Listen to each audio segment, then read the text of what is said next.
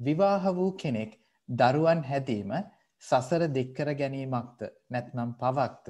එලෙසම විවාහ වූ කෙනෙක් දරුවන් හදන්නේ නැතිව සිටීම පවක්ද?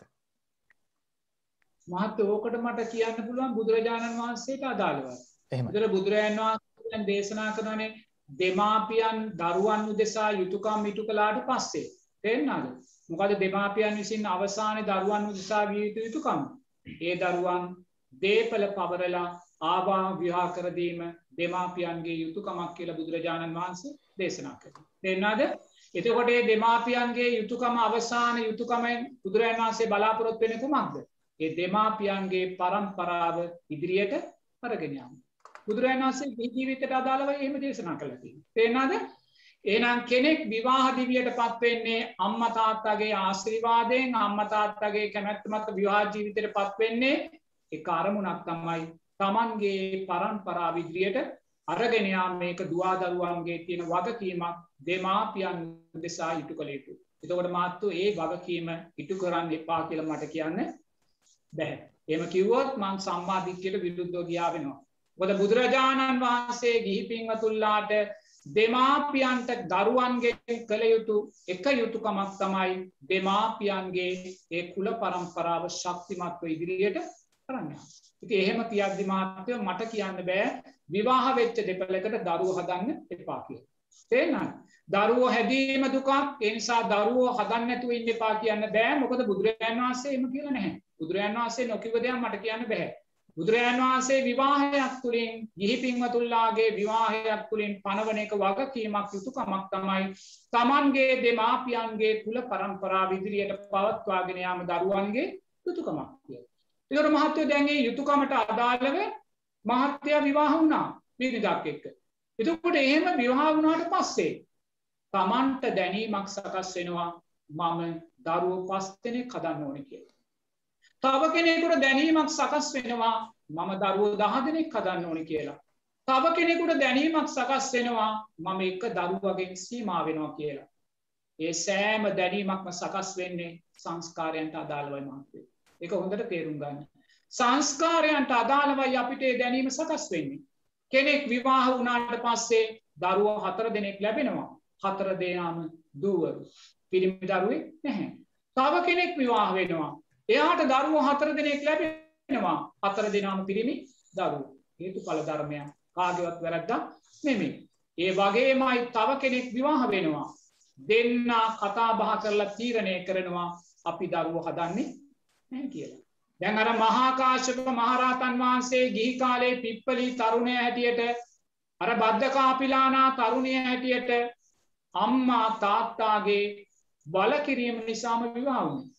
ඒ දෙන කැමැත්තක් තිබෙන්නේ නැහැ විවාහ වෙන්න. මොකද සංසාරයක් පුරාවට දෙන්න එකතු වෙලා පටිච්ච සමුප්පන්නව ප්‍රාර්ථනා කළේ ගෞතම සම්මා සම්බුද්ධ ශාසනයේ උතුම් චතුරාර්ය සත්‍ය අවබෝධ කරගන්නමයි. එහෙනම් මේ ගෞතම සම්මා සම්බුද්ධ ශාසනයේ ඉපදුනාත් කෝටිපති බමුණු පවුල් වල ඉපදුනාත් ඒගොල්ලන් විවාහ වෙන්න කැමැත්තක් තිබෙන්නේ නැහැ. අම්මා තාත්තාගේ බල කිරීම මතම දෙන්න විවාහ වෙනවා. දැන් සුන්දර මදු සමය රාත්‍රිය මේ මදු සමය රාත්‍රිය ගත කරද්දී මේ දෙන්න කතිකාවක් කරනවා. අපි මොනම හේතුවක් නිසාවත් කාමයන්ගේ හැසිරෙන්නේ නැහැ. ඔබ මොනම හේතුවක් නිසාවත් මගේ ජීවිතේ ස්පර්ශ කරන්න එපා. මම ඔබේ ජීවිතේ ස්පර්ශ කරන්නේ නැහැ. අපි විරාගීව අම්මා තාත්තා මිය යනකම් මේ විදිහට ජීවත් වෙමු කියලා. ඒගොල්ලෝ පෙන්නනවා සමාජයට අපි විවාහ වෙලා විවාහ ජීවිතයක් ගත කරනවා කියලා. නමුත් ඒගොල්ලෝ විවාහ වෙච්ච මොහොතේ පටන් විරාගී ජීවිතයක් ගත කරලා අම්මා තාත්තගේ වියෝවෙන් පස්සේ සියලු දේ අතහැරලා උතුම් පැවිදි උපසම්පදාවෙන් උතුම් රහත් ඵලය සාක්ෂාත් කරගන්නවා.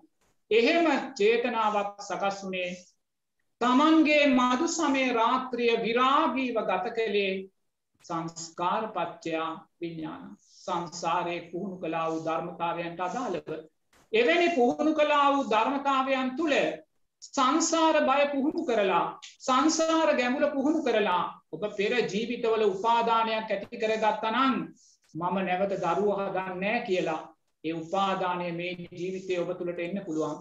ඒ ඇවිල්ලා ඔබට දැනීම් සකස් වෙනවන්නේ දරුවෝ හැදීම දුක. ඒ නිසා මම දරුවන් හදන්නේ නැහැ කියලා. ඒකට හේතුව අම්මවත් තාත්තවත් තව කෙනෙක්වත් නෙමෙයි. ඒකට හේතුව එවැනි තීරණයක් ගන්න යමෙක් පෙළඹෙන්නේ අවිද්‍යා පත්‍ය සංඛාරා සංඛාර පත්‍ය විඥාන.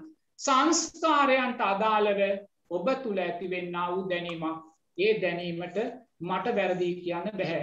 නමුත් ප්‍රසිද්ධිය ඔබ ප්‍රශ්නයක් ඇහුවොත් විවාහ වෙච්ච කෙනෙක් දරුවෝ හැදීම සුදුසුද නැද්ද කියලා ධර්මයට අදාළව මම කියන්නේ දරුවෝ හැදිය යුතුයි කියලා. මොකද බුදුරජාණන් වහන්සේ වගකීමක් හැටියට පනවනවා විවාහ වෙන දුව පුතාලා තමන්ගේ කුල පරම්පරාව පවත්වාගෙන යාම බුදුරජාණන් වහන්සේ ධර්මතාවයක් හැටියට දේශනා කරනවා. ඒ නිසා මහත්තයෝ එයින් තොරව ගිහිල්ලා යම් කෙනෙකුට අතීත පුහුණු කළා වූ සංස්කාරයන්ට අදාළව අපි දරුවෝ හදන්නේ කියන චිත්තයක් ඇති වෙනවා නම් මම හිතන්නේ මේ චිත්තය තව තව ආරෂ්ඨාංගික මාර්ගයෙන් පෝෂණය කරගෙන ඔබලා ඒ කරන්නා වූ කැපවීම සැබෑ විරාගයක් කරා සැබෑ නිරෝධයක් කරා අරන් යන්න තමන් දක්ෂ වෙන්න කියලා.